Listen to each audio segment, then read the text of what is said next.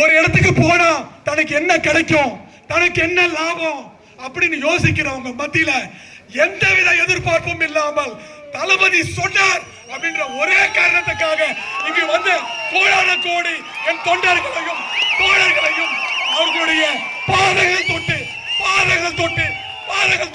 வணங்க நான் கடமைப்பட்டிருக்கிறேன்.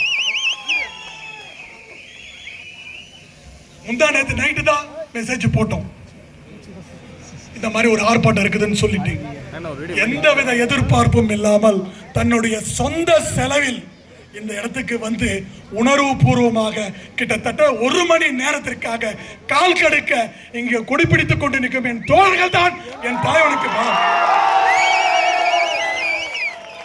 இங்க இருக்கக்கூடிய தோழர்கள் அனைவரையும் மேடை ஏற்றி அழகு பார்க்க வேண்டும் என்பதுதான் நம் தலைவருடைய நோக்கம்.